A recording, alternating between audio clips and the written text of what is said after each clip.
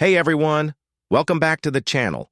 If you're a fan of timeless movie legends like Christopher Lloyd, don't forget to hit that like button, subscribe, and ring the bell so you never miss any of our deep dives into Hollywood's most iconic stars.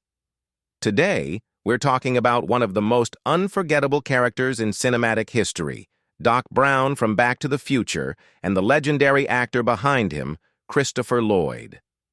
Grab your flux capacitors and get ready for a fascinating journey through his life and career. Christopher Lloyd is an iconic figure in Hollywood whose career spans decades and covers a wide variety of roles, from eccentric scientists to lovable, quirky characters. Best known for his portrayal of Dr. Emmett Brown in the Back to the Future trilogy, Lloyd's journey to fame was not an easy one. In fact, when he first read the script for Back to the Future, he hated it.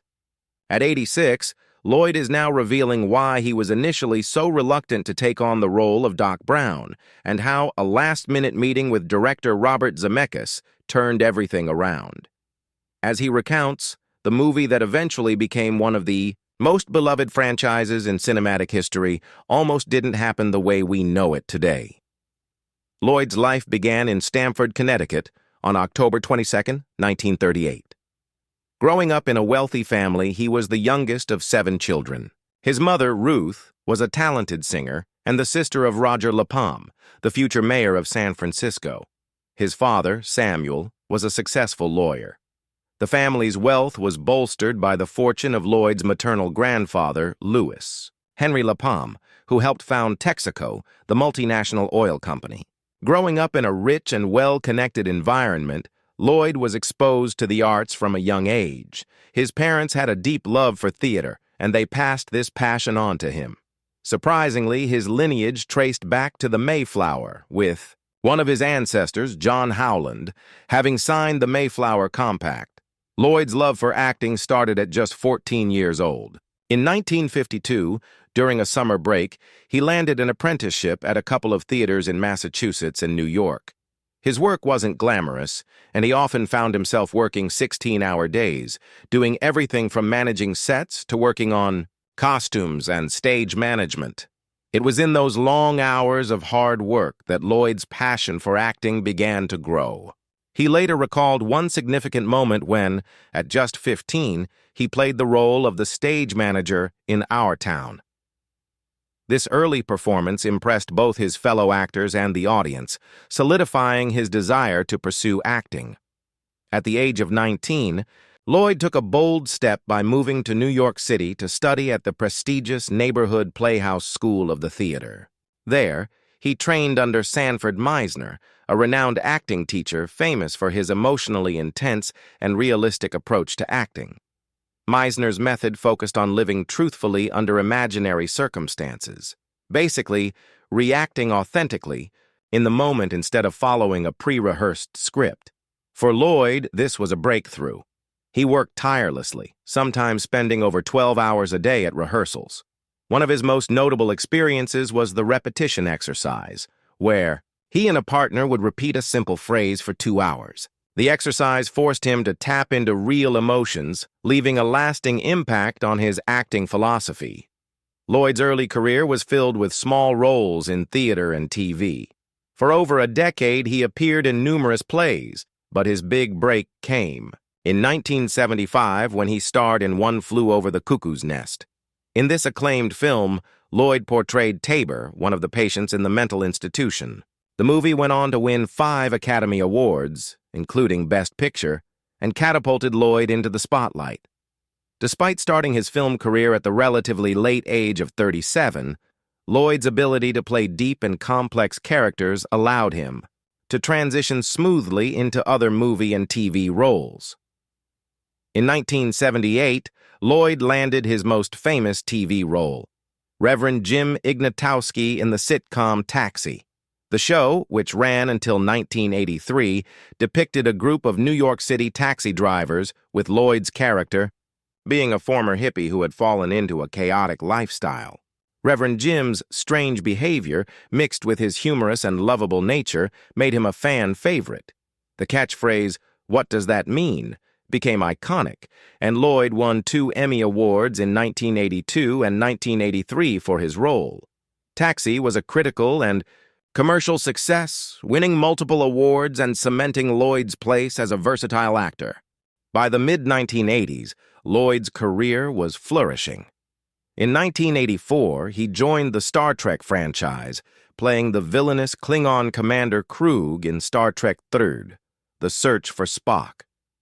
His portrayal of the menacing character was intense and brought an added level of danger to the film. The following year, Lloyd starred as Professor Plum in the comedy Mystery Clue. Though the film initially didn't do well at the box office, it has since become a cult classic thanks to its clever humor, multiple endings, and brilliant ensemble cast. It was in 1985, however, that Lloyd landed a role that would define his legacy in Hollywood, Dr. Emmett Doc Brown in Back to the Future. What's surprising is that Lloyd almost turned down the role of Doc Brown. When he first read the script, he was uncertain about the character and didn't think he could pull it off. In fact, he initially threw the script away. But after much consideration, Lloyd agreed to meet with director Robert Zemeckis. The meeting changed everything. Zemeckis explained his vision for the character, and Lloyd was won over by his passion and enthusiasm. What began as hesitation soon turned into one of the most iconic roles in movie history. However, casting Doc Brown was not as simple as it seemed. Several actors were considered for the role, including big names like Jeff Goldblum and John Lithgow. While these actors brought the necessary energy, none of them quite captured the eccentric yet emotional qualities that Lloyd could. His theater experience, combined with his ability to play strange and quirky characters, made him the perfect fit. Lloyd brought humor, energy, and depth to the character, transforming Doc Brown into a beloved, multi-dimensional figure. His chemistry with co-star Michael J. Fox, who played Marty McFly, was nothing short of magical. Their dynamic, like a father-son relationship, resonated deeply with audiences. The production of Back to the Future was not without its challenges. Initially, Eric Stoltz had been cast as Marty McFly. However, after weeks of filming, the directors realized that Stoltz's serious acting style didn't align with the fun, light-hearted tone of the film. They made the difficult decision to replace him with Michael J. Fox, which caused a major disruption to the production. Despite the challenges, Fox's addition to the cast breathed new life into the film, and Lloyd's dynamic with him became a key factor in the movie's success. Filming was also a logistical nightmare. Fox had to balance Back to the Future with his commitments to the TV show Family Ties, which meant working long hours on both projects. The cast and crew often worked late into the night, pushing themselves to meet deadlines, yet the effort paid off. The film went on to gross over $380 million worldwide, and it became a defining cultural touchstone. One of the most iconic scenes, where the DeLorean leaves fiery tire tracks after reaching 88.8 mph, required cutting-edge special effects for the time. This moment became emblematic of the film's innovative use of technology and storytelling. Lloyd's performance as Doc Brown was not just about playing a wacky scientist. It was about depth and heart. He carefully considered how to make Doc more than just a caricature of an eccentric genius. In Back to the Future, Part 2 and Part 3, Lloyd's portrayal evolved. In the second film, Doc Brown wrestled with the consequences of time travel, showing a more cautious and thoughtful side. By Part the Third, he had embraced a new aspect of his character, falling in love with Clara Clayton, which revealed his vulnerability. These character arcs, combined with Lloyd's dynamic performance, contributed to the film's lasting impact. Filming both Back to the Future Part 2 and Part 3 back-to-back was an ambitious move. This approach allowed the team to maintain continuity between the films and ensure the visual effects were consistent.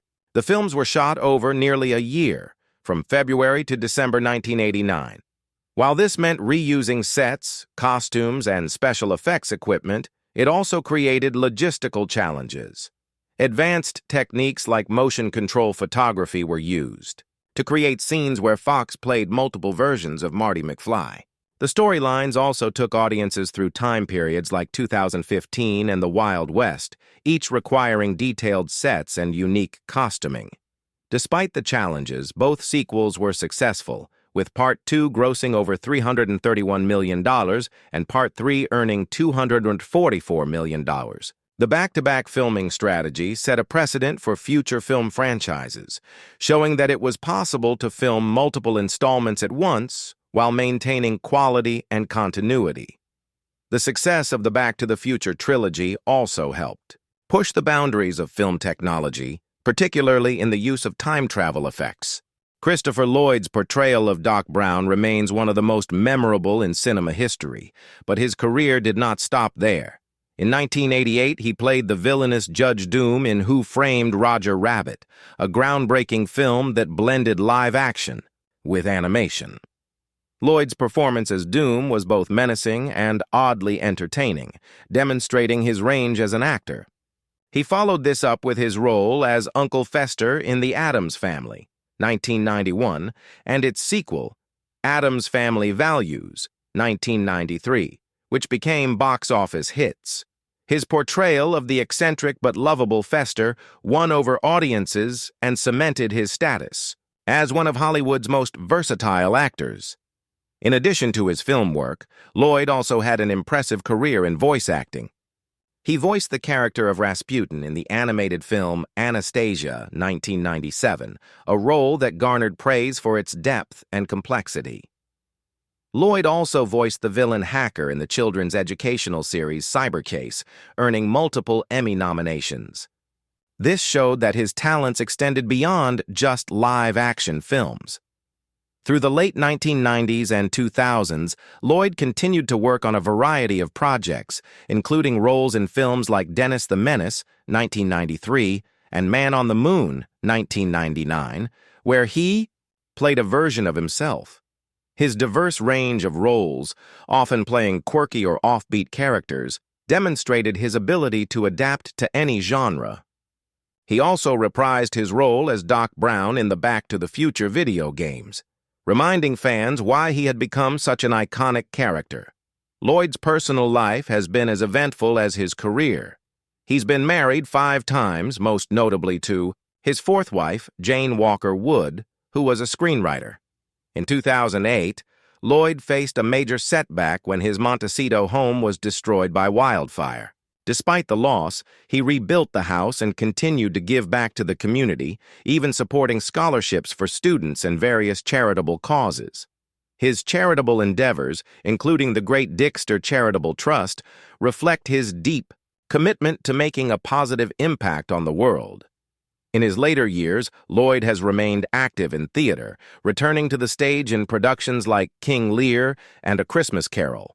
His acting style, which emphasizes emotional honesty and spontaneity, has continued to impress audiences and critics alike. His legacy as a masterful actor who brings truth and depth to each role will be remembered for generations. Christopher Lloyd's influence on cinema, TV, and theater cannot be overstated. His ability to play diverse, memorable characters, whether it's the zany Doc Brown, the creepy Judge Doom, or the lovable Uncle Fester, has made him a staple of pop culture. His journey from a theater apprentice to one of Hollywood's most respected and beloved actors is a testament to his dedication and passion for the craft of acting. As he continues to inspire new generations, his legacy remains as timeless as the DeLorean itself.